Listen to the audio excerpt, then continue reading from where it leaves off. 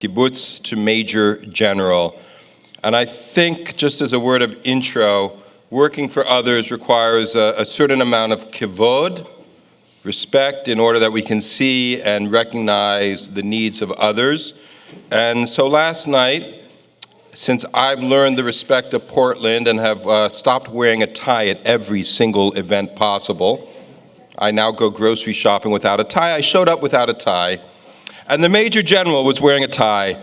And I said, this is very funny. Now the Israelis who never wore a suit, let alone a tie, are wearing a tie, and I'm without. And he said, it's kavod. I just want to have respect for you guys. So this morning, I'm in my closet, and I think, okay, he's wearing a tie. I'm going to put on a tie today out of respect for our guest. And he, meanwhile, watching that I was not, decided not to wear a tie.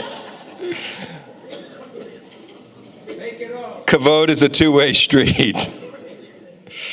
The Major General comes here with remarkable credentials, having served Israel for over 35 years in the military and really rising up the ranks. But that story begins in 1962 in Kibbutz Tzoha, and we'll get to hear some of those stories about that, and I'll have a comment or two about that in a moment. But his military career, for those who know anything about Israeli military history and Israeli divisions and brigades, is really a remarkable story of service and commitment, serving as a company commander of a Special Forces Unit, the deputy commander of the 890th Battalion of the Paratroopers Brigade, then the full commander of the 202nd Battalion of the Paratroopers Brigade. He was deputy commander of the Paratroopers Brigade again, and commander of the Etzion Regional Brigade. In 1999 and 2000, he served in the Judea Regional Brigade. That's the West Bank for those of us in America. He's commander of the Nachal Brigade, again a storied unit of the Israeli Army. Head of Personnel Division of Israel Ground Forces, Chief of Infantry Paratrooper Corps. His education is admirable in every way. He earned a BA in History from the University of Haifa, summa cum laude, MA in Public Administration from a little American school called Harvard. He's a Command and Staff College of the IDF, U.S. Marine Corps University, where his Command and Staff College also with a summa cum laude achievement, and has continued his work in the for-profit world, applying his expertise in sensors, in anti-terrorist work, counterterrorism, working to make the world a better place. It is a remarkable record, and I think that one of the pieces, when I've imagined in my head, what is it that allows one to do well in the world, so much of it comes down to culture and upbringing and family, and the kibbutz in Israel and the role of the kibbutz to nurture people and give them a real sense of capacity is remarkable. I just shared with you a story of just being allowed to go out with 200 heads of sheep, which I had never done before, or being given a John Deere tractor, my first time ever driving a manual, to cart 900 eggs back and forth. And I said, I don't know how to drive a manual to the Israeli. And the Israeli was like, no big deal, you'll figure it out. It is that sense of family and agency, self-agency, respect for each person, which allowed so many people to bloom, and I'd like to think that that is part of our Major General's story. Thank you so much for being here.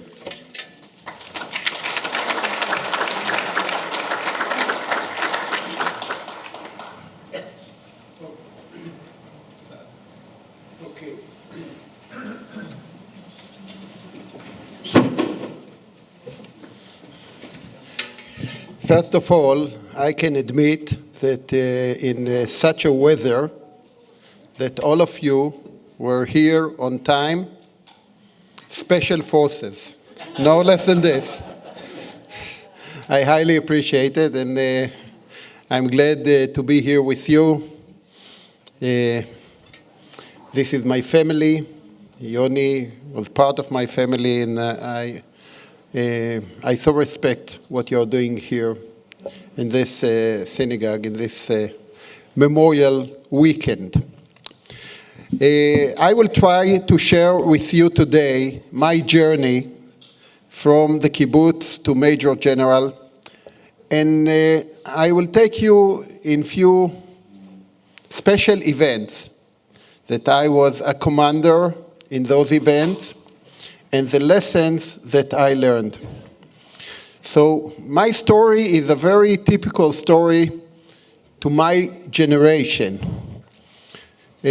My father's family came from Hungary. Both of them, my grandparents were PhD. They worked in the Hebrew University in Har HaTzofim from the beginning. My mother's family came from Germany. Lucky us, my grandfather that worked in a library in Hanover, he was fired when Hitler raised to power. He understood what's going on, and even though that they were not Zionists, they made Aliyah to Israel because this was the only open country for them. And both my parents grew up in Jerusalem under the British mandate. When they were 18, they joined the Palmach, the first Israeli force, and basically both of them were fighters in the Independence War, 1948. And when they finished that war, they went and built Kibbutz Tzorah.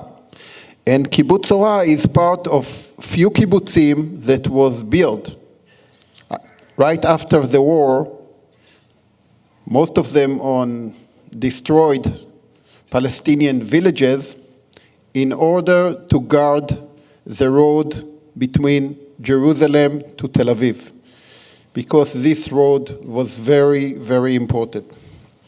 So if you will come to Israel and you want to go on the road between Jerusalem and Tel Aviv, my mother, which is 93 years old, still guarding, so it's completely safe. Okay, so in the kibbutz where I grew up, we were educated in the kibbutz, just like my wife Gali and Yael family. And part of the values that you get when you grew up in a kibbutz on those days is to volunteer to the best unit that you can in the military. And this education to do the most that you can for your country was from first grade all the way to high school. When I was a teenager, I was a swimmer. That was my sport. I was very good, so I was in a very good fitness. And I was on the horn of the dilemma between the Shayetet, the Navy SEALs, and Sayeret Matkal, which is the elite unit. And by the way, today there is a very interesting show on the TV, and Inbal is producing it, dealing with Sayeret Matkal, because many of the Israeli leaders went through this unit. Prime Minister Ehud Barak, Prime Minister Benjamin Netanyahu, Prime Minister Naftali Bennett. Today, the Chief of Staff of the Army, the head of the Shabak, and the head of the Mossad. All of them serve in this unit. So this small unit has huge influence, not only on the IDF, but also on the Israeli society. So after high school, I went to what we call then a special service year to educate in a youth movement in Arad. If you know where Arad is, it's in the Negev desert. And I went to, before the special service year, to do a special week of checks to see if you're of, let's say, boot camping, a very short one. We call it gibush in Hebrew, to check if you are ready to serve in Sayeret Matkal. So basically, 100 starting, 15 finishing. It's very tough. And I was one of the 15. And I said, great, but I'm going to this special service here. And they said, okay, call us when you finish the year and we will recruit you to the unit. And I was very happy. Now, 2 months before the end of the year, I'm calling them and I said, here am I, ready to go, in great fitness. I said, okay, come again to this week. And I said, hey guys, I passed it already.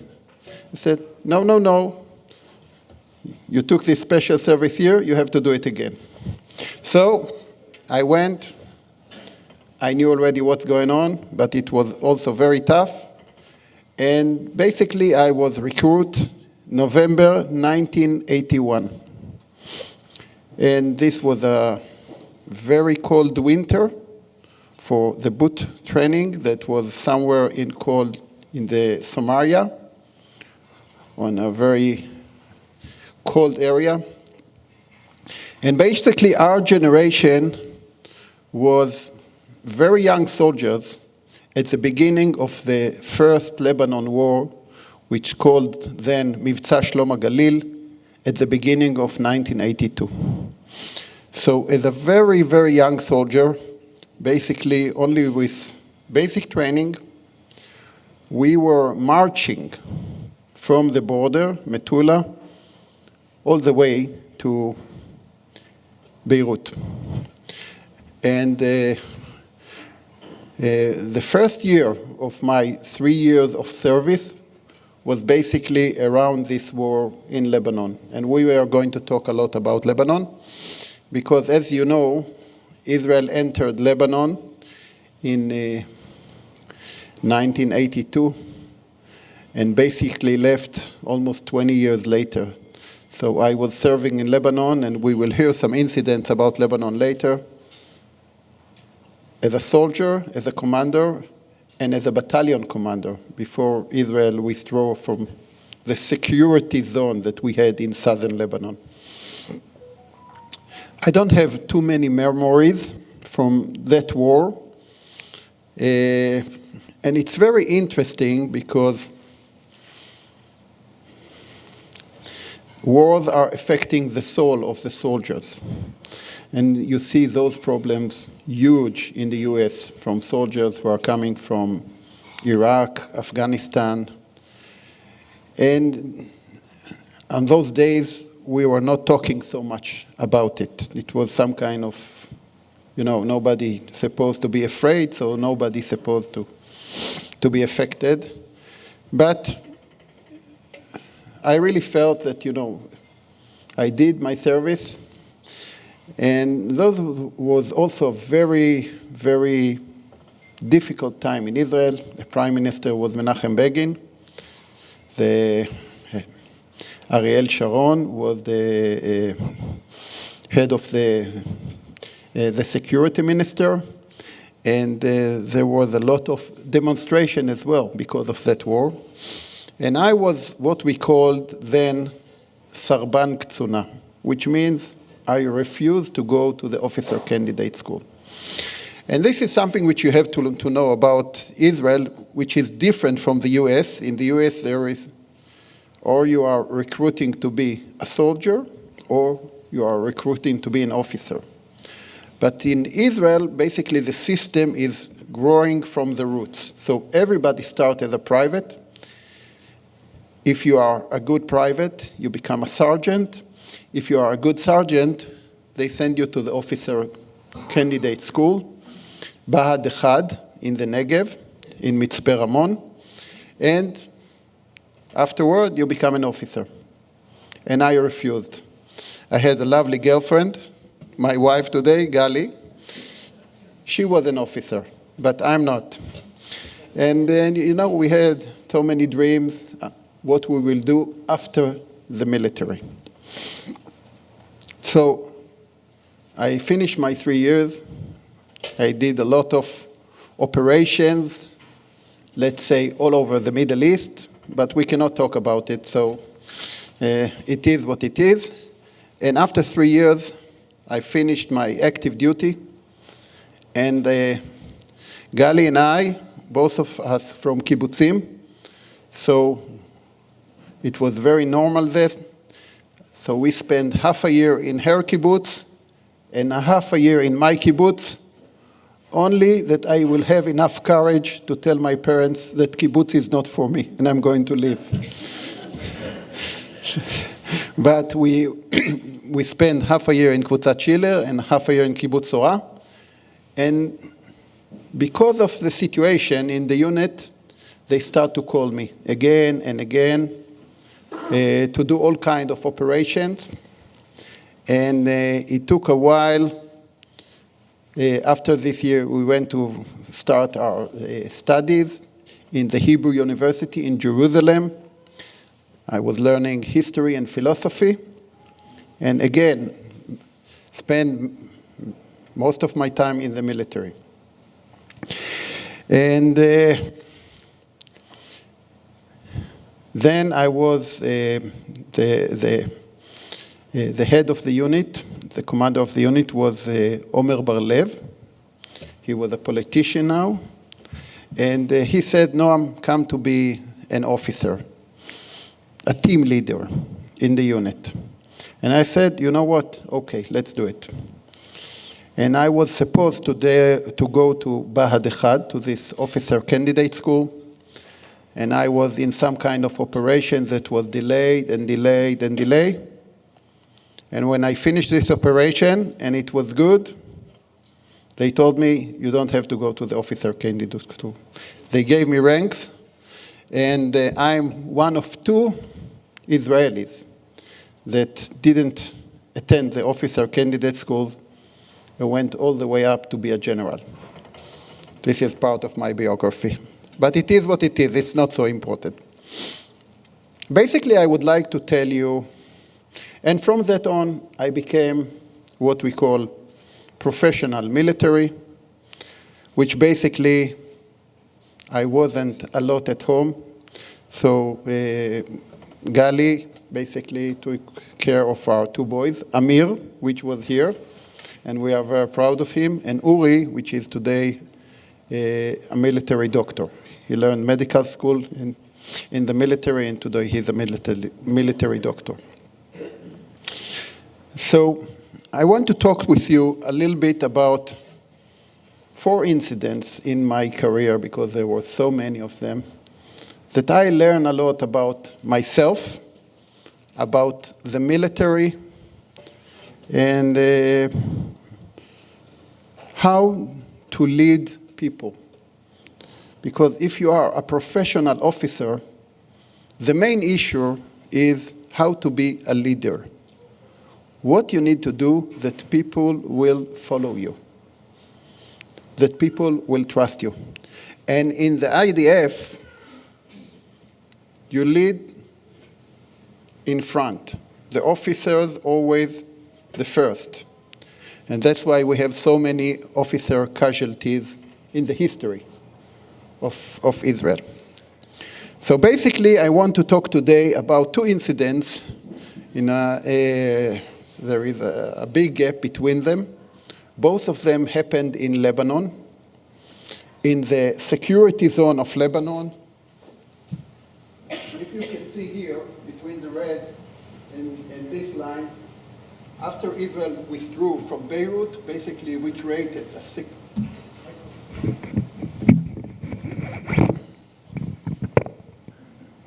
Thank you. The tall guy told me that he's not hearing good, so anyhow. The security zone was a special area in southern Lebanon, which basically Israel controlled by a division, an Israeli division, to protect the northern border, mainly from terror attacks, terrorists who came from Lebanon inside Israel. And we spent there 20 years. In many ways, the same lessons that you learned in Vietnam, Iraq, Afghanistan, that it's very easy to occupy territory. It's very hard to get out on time. And usually it becomes a swamp. And we lost many, many soldiers. So the year is 1998, and I'm just starting my job as a team leader in the unit. And basically, the situation in southern Lebanon, and we're talking, this is Rosh Hanikra, Shlomi, and we're talking about an area that there were daily clashes between Hezbollah fighters and IDF soldiers, and we had a lot of casualties. And the morale was very low.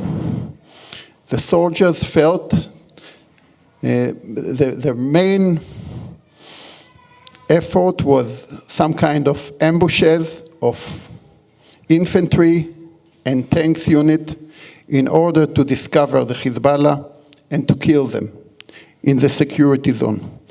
But on those times, Hezbollah learned the way we operated, and basically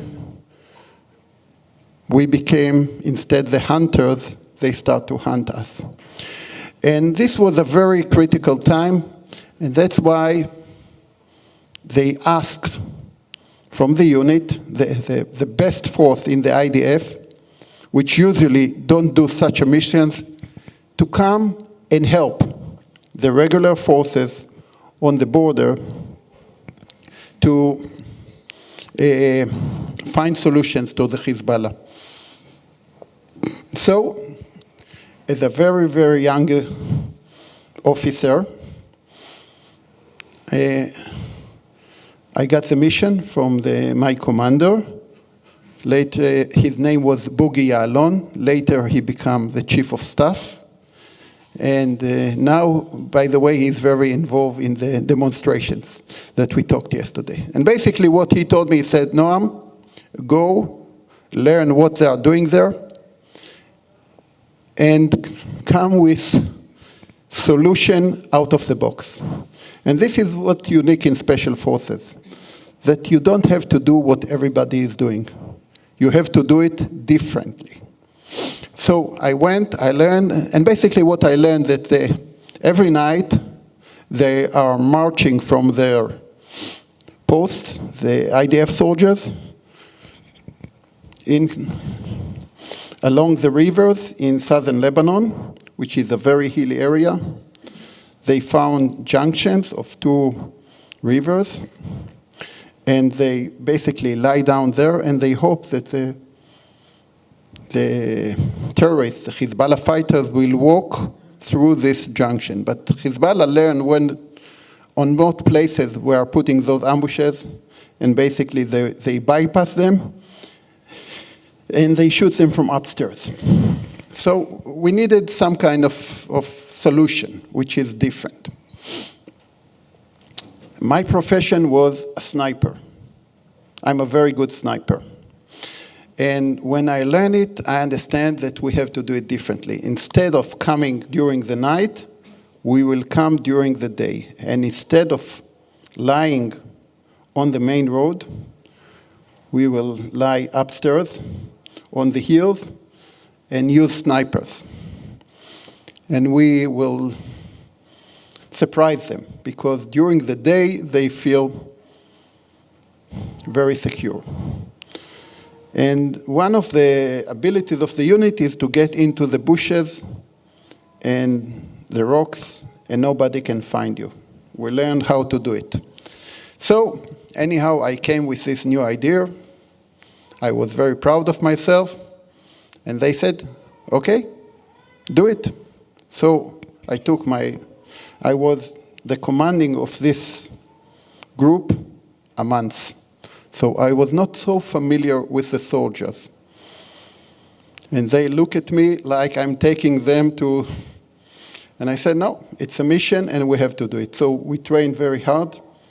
And then on a dark night, we walked all the way from the border. We crossed the red line.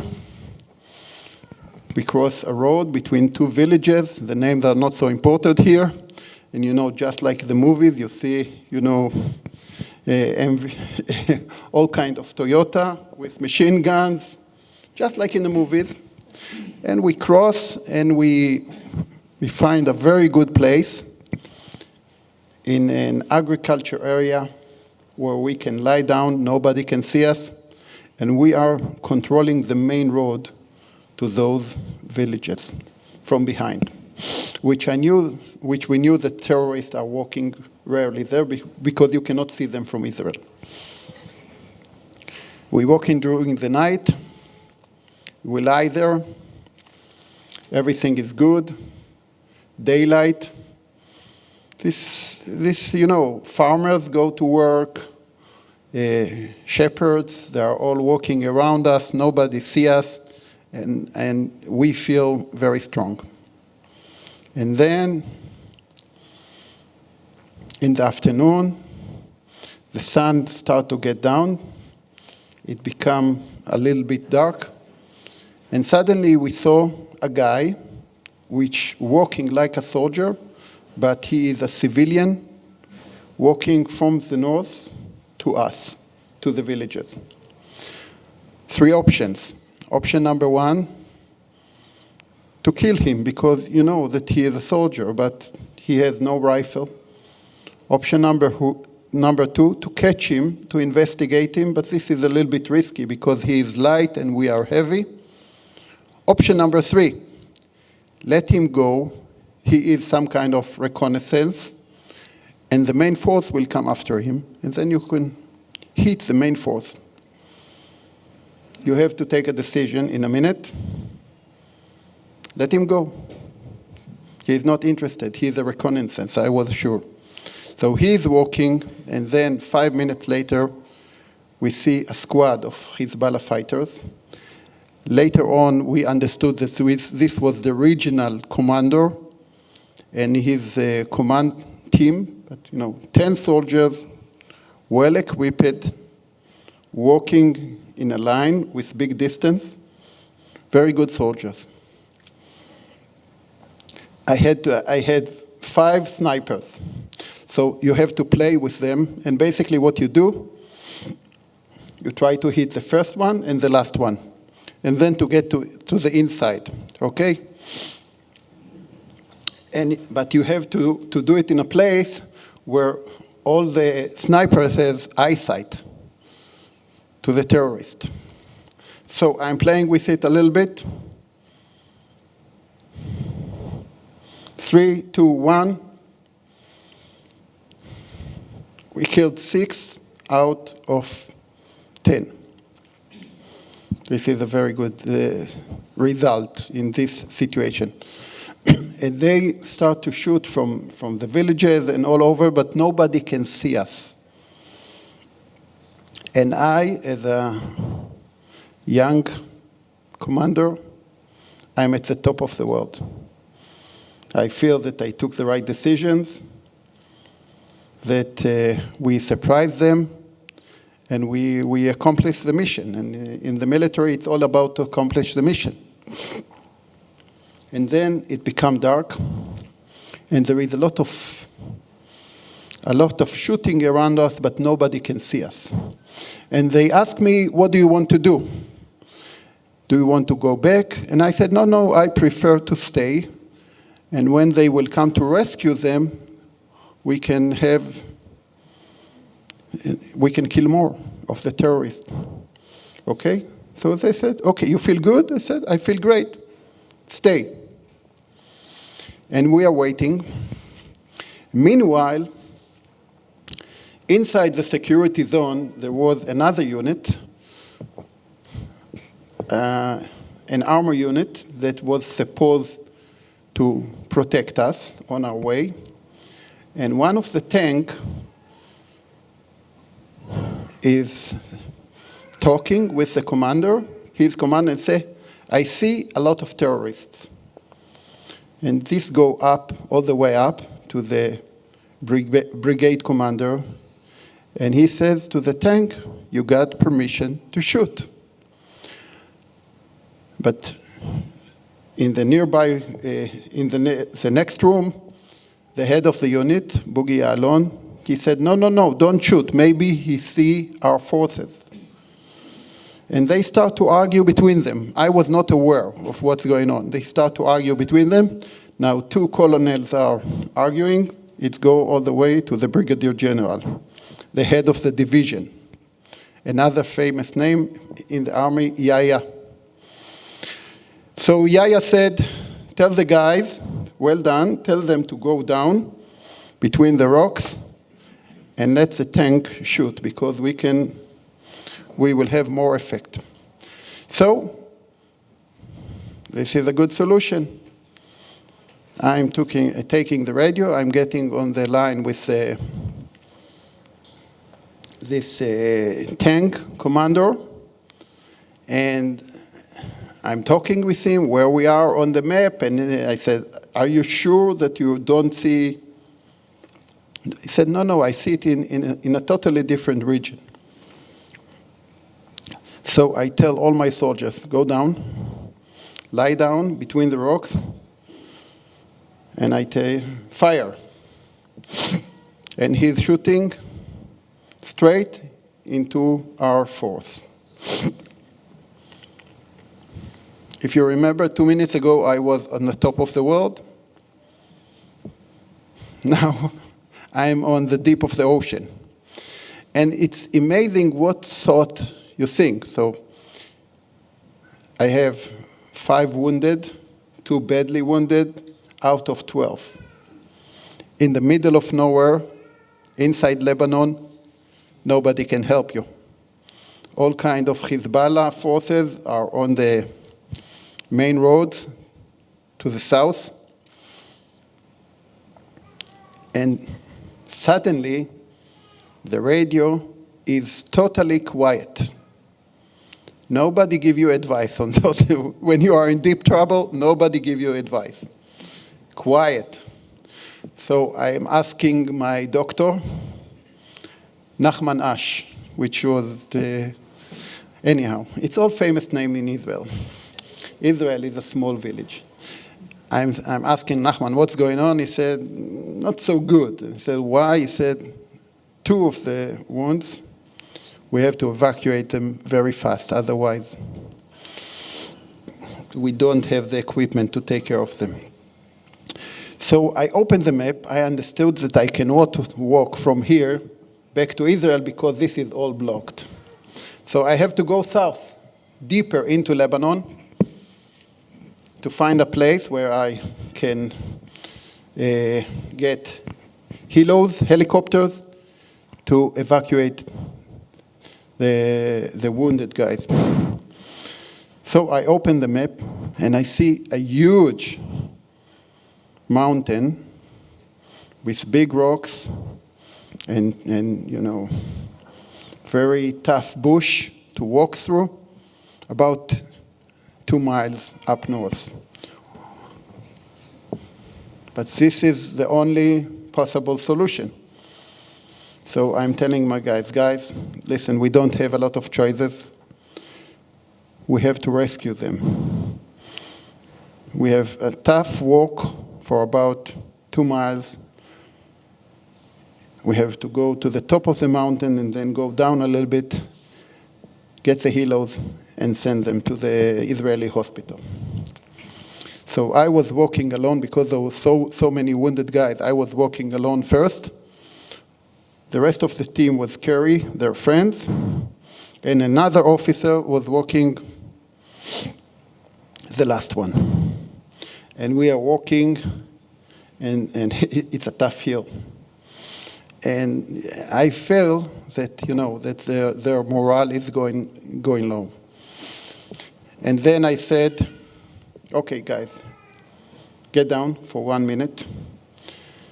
2 weeks before this event, we have the IDF Championship for Special Forces. And it was a battle neck to neck between the unit and the Navy SEALs. And we won them. They said by mistake, but it was a victory. So we are getting down, and I'm thinking, what can I tell my guys, which I don't know them so well, that they will walk in this very tough. And I said, listen, guys, remember 2 weeks ago, we won the Navy SEALs. This mission is small compared to what we did. They heard the Navy SEALs. They see the real enemy, not the Hezbollah. They lie. They stand up. And we went all the way upstairs. And then a helo is coming. And it's one helo. We throw all the wounded guys to this helo. He is going back to the sea. And we left there 6. And I'm calling my commander, and I said, I'm waiting for the second helo to take the rest of the squad. And he said, Noam, it becomes dangerous for helos. Walk back home. And I said, what? To myself. Said to him, okay. To myself, what? And I opened the map again, and I see I have about, 15 miles deep inside Lebanon, places no Israeli soldiers for years, and we are 6. And they know that we are somewhere here because of the helos.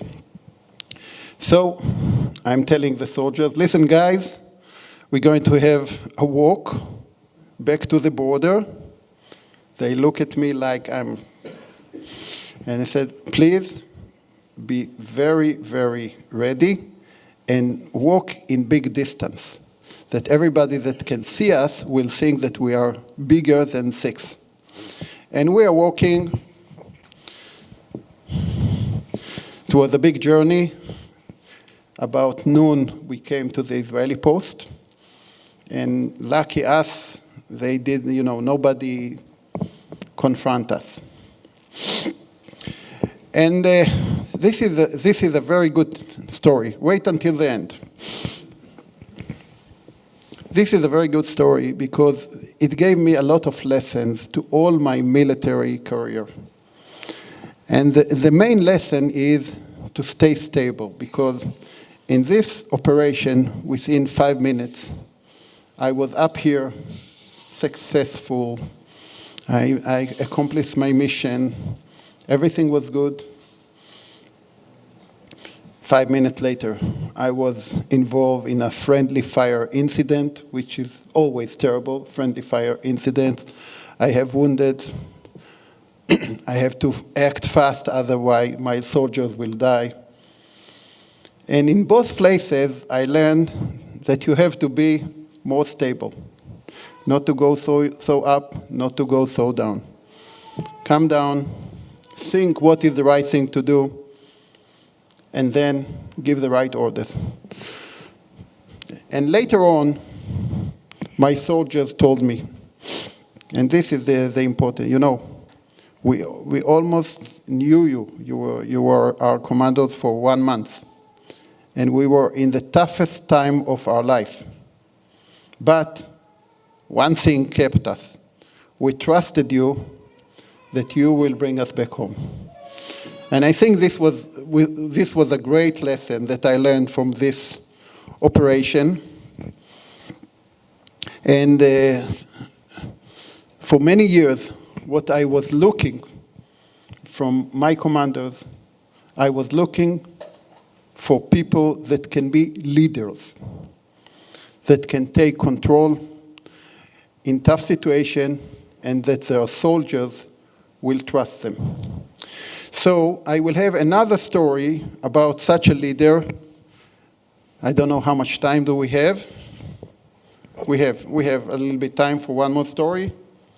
What do you say? 5 more minutes. One more story. Yeah, one more story. I see your guys love the story. So, okay. Few years later, we are talking about. I'm a paratrooper battalion commander. Again, in Lebanon, and I'm in charge of all the area between Metula and all the kibbutzim here, Manara. And there is one post inside Lebanon, in the security zone, that is guided by a platoon commander, a very young officer. And the mission of this post, by the name of Galgalit, is to protect the main road inside Lebanon to all the area of Dlat, Bufor, more deep posts that we have in this security zone. And as a battalion commander, I need to choose one young officer, platoon commander, and to give them this mission to be alone with his troops inside Lebanon. There is only one post like this. All the rest are companies, posts, so you have the company commander, etc. And I was thinking, and I choose a very nice guy by the name of Shai Volstein from Hedera, which I thought that he has the ability to take such a mission. On the day that Yitzhak Rabin and King Hussein signed the peace agreement in the White House, Hezbollah wanted to show the world that they are resisting the peace agreement. And I think today it was a mistake, but a convoy that was going from Metula area deep inside to the security zone was, driving in the roads in this area around Galgalit. And they got into Hezbollah missiles ambush. They got a lot of casualties. And the only one that can see the incidents and they can see the flashes of the missiles was Shai Volstein in this small post. And Shai acted bravely. He took the radio, he opened the map, and he used artillery to shut down those areas of the missiles. Once Hezbollah understood that he is doing it, they shoot 2 missiles, anti-tank missiles, to his post, and he was killed immediately. His soldiers continued to fight, even though that they knew that he was killed, for almost 2 hours until we came to rescue them. And again, why I'm telling this story, because when I picked Shai, I thought, who can take such a mission? And I tried to use my lessons. But when I picked him, I also gave him a mission that he didn't come back. And this is part of being a commander, because sometimes you give your soldiers or your commanders missions, and they are not coming back. So, this is part of my military journey, and I think that I served 35 years as a combat commander in Lebanon, in the West Bank, and in Gaza. I was fighting for my country. I didn't choose my missions. I was there every time that there was war or incident. I was there, and I'm very proud of it. And I think that we talked yesterday about the state of Israel and the military and the role of the military. At the end of the day, the military is the most important institute in the state of Israel, and we have to support it, and we have to push forward that the best of the best will go to be pilots and all the rest of the unique missions that we have in the IDF. Thank you very much, and I really believe, and I told you yesterday, everyone who serves in the IDF is not only a better soldier, but also a better citizen for the state of Israel. Thank you.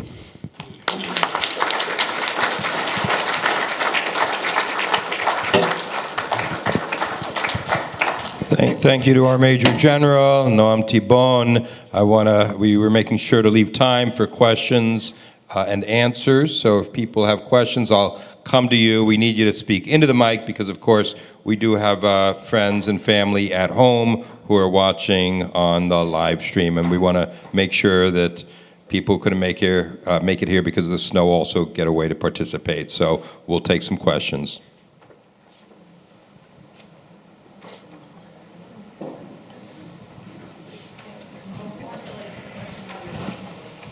You're quick then, formulating the question while I get there. I sometimes figure out what I'm going to say after I've said it, so. I have to speak for myself. I am not that quick. But I was wondering what, because I've seen in the news and I've seen it on my digital device, recent attacks on Palestine or Egypt. I'm not that well-versed in all the details and everything, but I was just wondering how is that affecting Israel's position?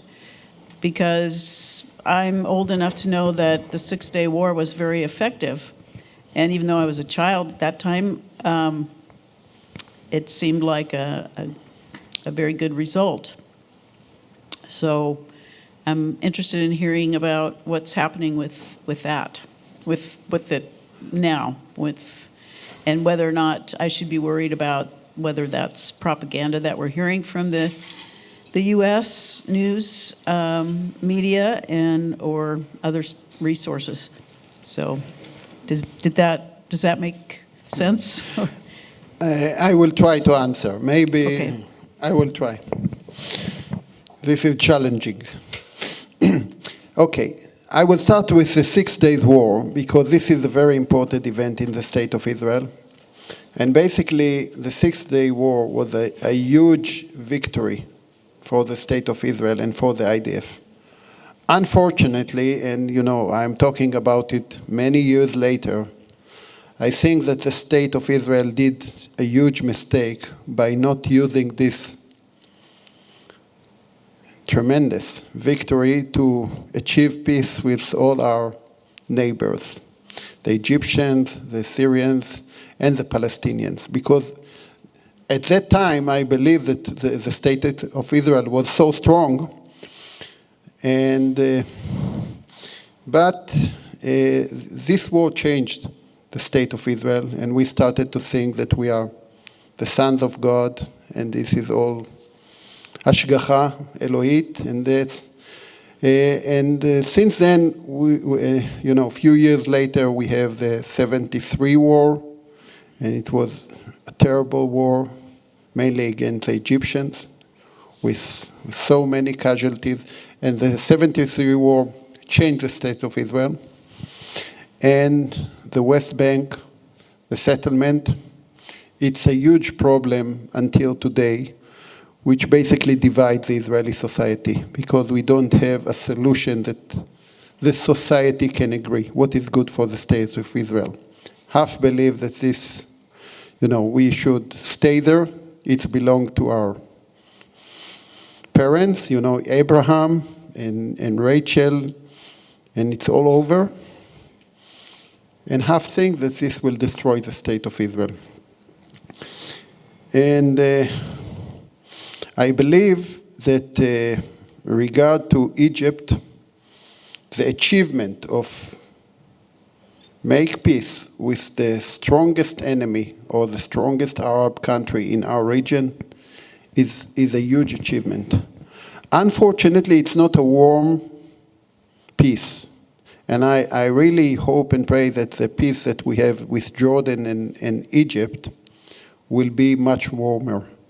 We have very good connection in terms of security, but not enough connection in terms of economy and tourism.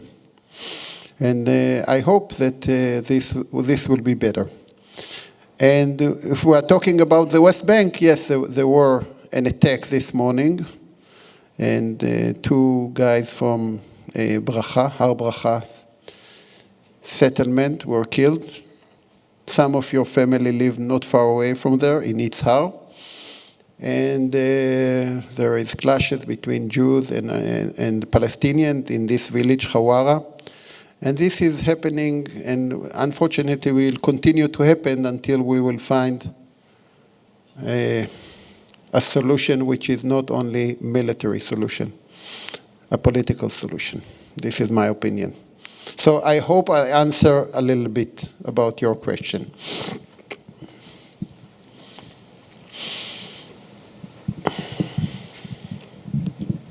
Thank you, General, for being here.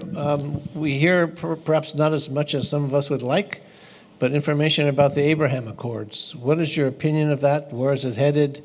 Is it worthwhile for Israel to continue to pursue it, particularly with respect to bringing Saudi Arabia along? Yeah. Abraham Accord is very good. It's good for Israel, it's good for the region, and it's really stating something which changed in the Arab population, which some of the countries used to say, first we will solve the Palestinian issue and then we will conduct a relationship with Israel. And basically those Gulf countries, which we never fought against them, we created some kind of peace or relationship, it doesn't matter. I was there a few times, and they are very friendly. And yes, it's very important. We will discuss it later on the Middle East about Saudi and how important Saudi is for the region. But yes, if you would ask me, Abraham Accord is very good, and we have to do whatever we can to create more and more friends in the Middle East. It's very important for the state of Israel.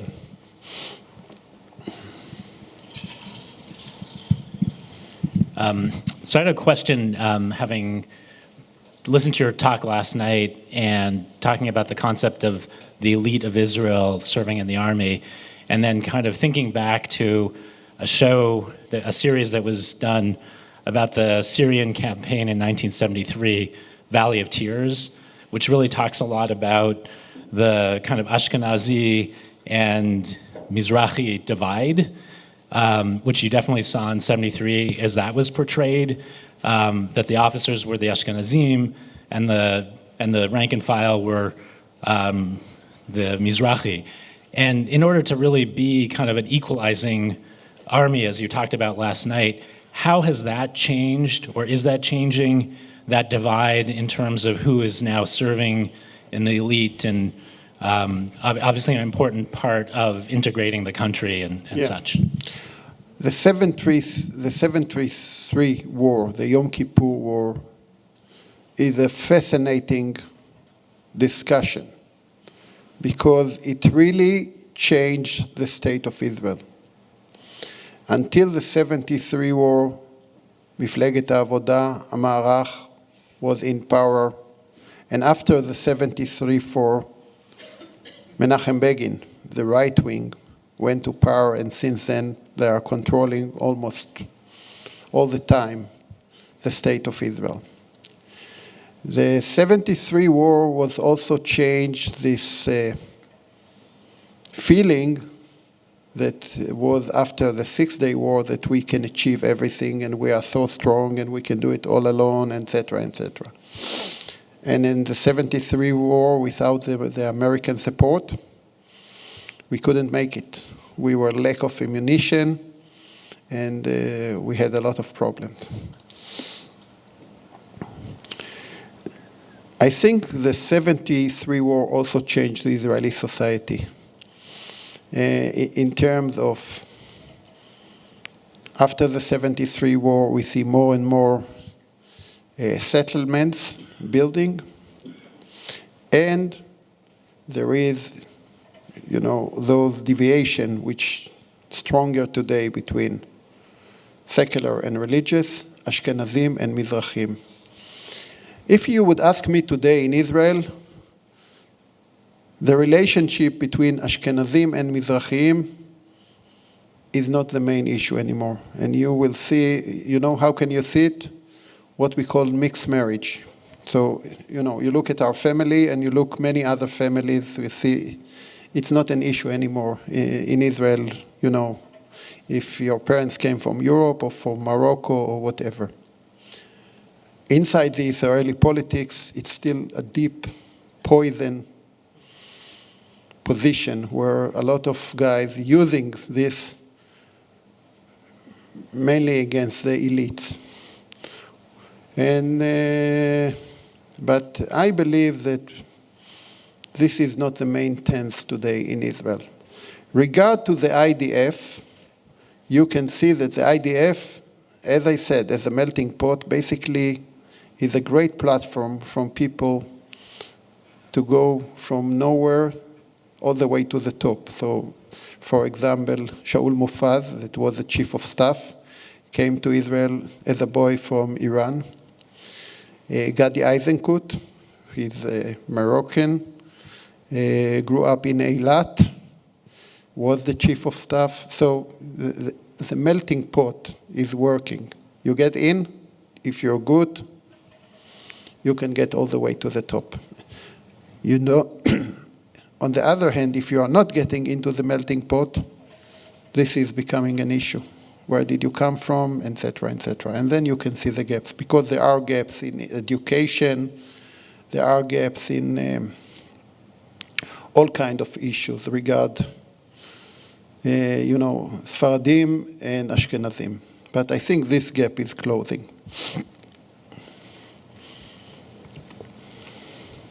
Go ahead. Some people think that the greatest risk in the Middle East right now is Iran, which maybe was the motivation for the Abrahamic Accords. Can you make any prediction, as much as anyone can, whether at some point Iran is going to moderate, stop its saber rattling, and start to behave? Yes, but I have a full lecture this afternoon about the Middle East, about Iran, about the Abraham Accord, about, the Palestinians. So if you will be patient, because, but by large, and we will discuss this. I think that in Iran there are two clocks that are ticking simultaneously. One clock is what we see, the race for the bomb, and basically this insurance for this crazy regime, and they learn it from North Korea. Once you have a bomb, you have immunity, nobody touch you, and you can be as crazy as you want. On the other hand, the other clock is the young people in Iran which are demonstrating very bravely, beaten, killed, and fighting for their freedom. And Iran is not is a huge country, and those people are smart people, and they have history of rebels, of changing. So I hope that those guys that the world should support, it can be changed. Yeah, I believe it can be changed. And we should support those young people which are demonstrating, risking their life, students, whatever. But it's a struggle inside Iran. Okay. Yeah, I just have a question about the security zone. Go ahead. On the map. Okay, so professional question. That's right. Okay, so starting from the west, the security zone seems to follow the actual border pretty much until this is the border. Right. This is the security but right there, zone. when you start getting to, I can't really read the names of the cities or anything, but when you start getting up to the northwest, it takes the security zone takes this huge kind of buckle, and then up there. Why is that? Okay, this is a very interesting story.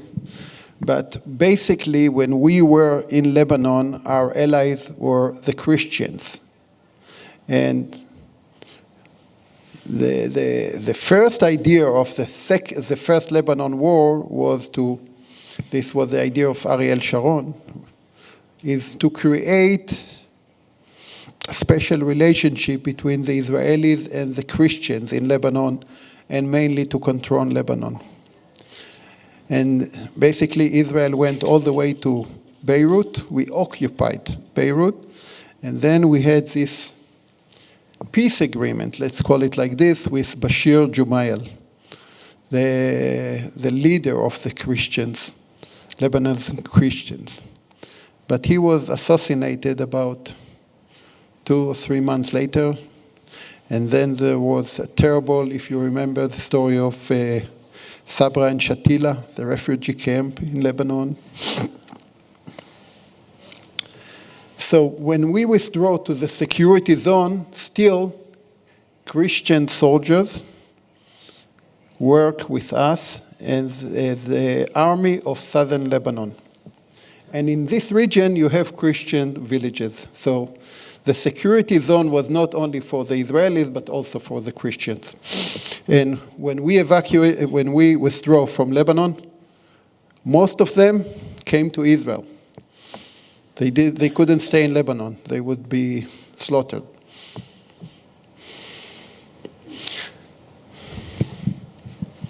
Well, I have a question then. Go ahead.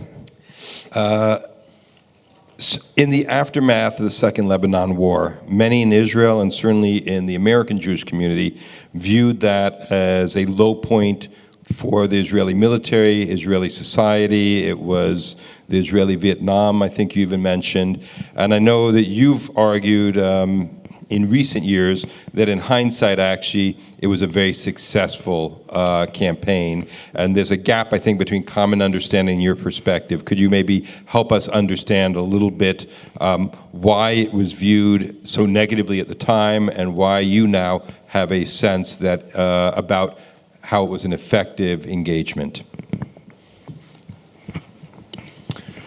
I think that, Israel was stuck in Lebanon in a swamp for many years. And it was really hard to take the decision to get out of Lebanon. Just like it was hard to take the decision to get out of Gaza Strip. But both decisions in Lebanon and in Gaza took by Ehud Barak as Prime Minister and Ariel Sharon as Prime Minister. Both of them are very, very experienced military leaders that went all the way to the top. They understood that we cannot control other people. We are going to waste our military, our life in doing this. And that's why I believe that this is the right attitude also for the future. And we talked yesterday about the West Bank and the two-state solution. And I thank God every day that our soldiers are not in Lebanon and are not in Gaza anymore. I think it was a very smart move.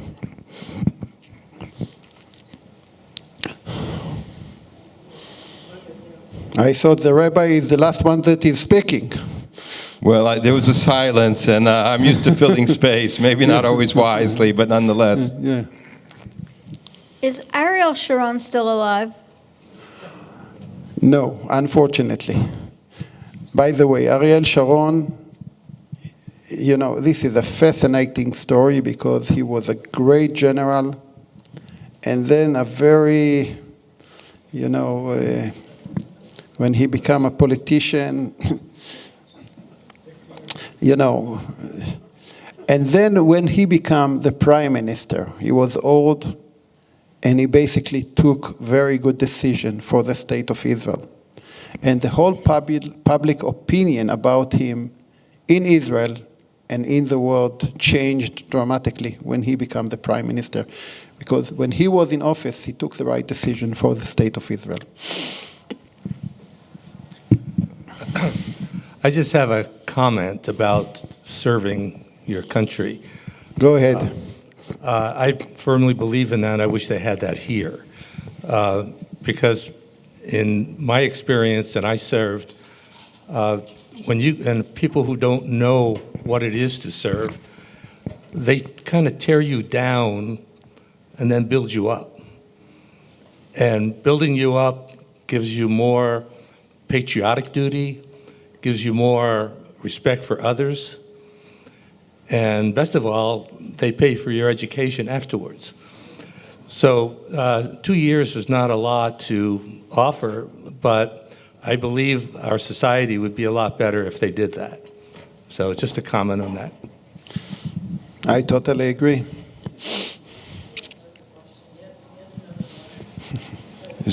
So we have two people who've already asked questions. I'm just trying to figure out if there's anybody who's not yet had a chance to ask who'd like to, because I'm trying to keep things moving. Jonathan had one, so, okay. Oh, do we have, where? Okay, so we'll...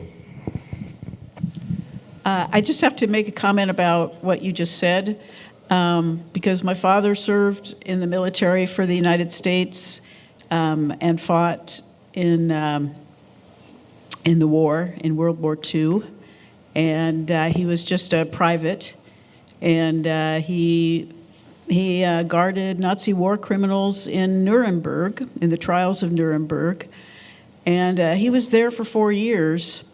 And I can't remember whether they had the, the benefit of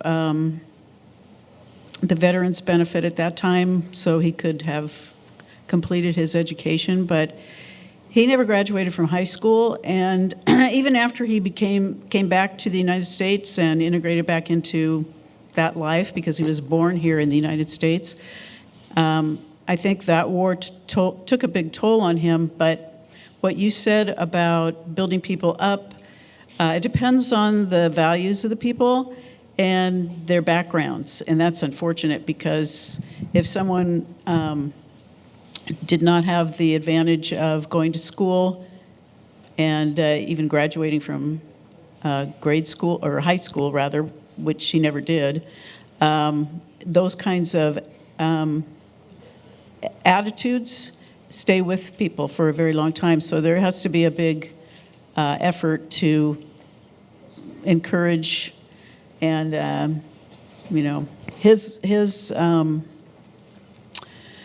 his value system and goals were to provide for his family, and he didn't have time to go to school after that. So it's part of what reality is in the United States. I don't know what it's like in Israel, but the Jewish, as I understand it, the Jewish state of Israel was established in, if I'm not mistaken, 1948. And the reason it was established was as a result of World War II, yes. I believe. So, people should know that. I don't know if they teach that in their history classes in the secondary schools and beyond. I never took any history classes in college, but I already knew enough about it. So, but anyway, thank you. Thank you. Thank you, Father. Even the cameraman gets his turn. Several years ago, there was a big political issue within Israel and prior governments about sharing the burden. And part of that process was to get rid of the exemption for military service for people in the Haredi ultra-Orthodox community. And some divisions have been formed, and I've been reading in Israeli press about tensions between these units and the traditions of the IDF and equality between men and women and everything. I wanted to know if you have anything that you would like to share about that decision and how well that has been going or not. Okay. This decision was taken by the Supreme Court, and this is why the Haredim hates the Supreme Court, in a way. During the year, there were few experience to recruit Haredim.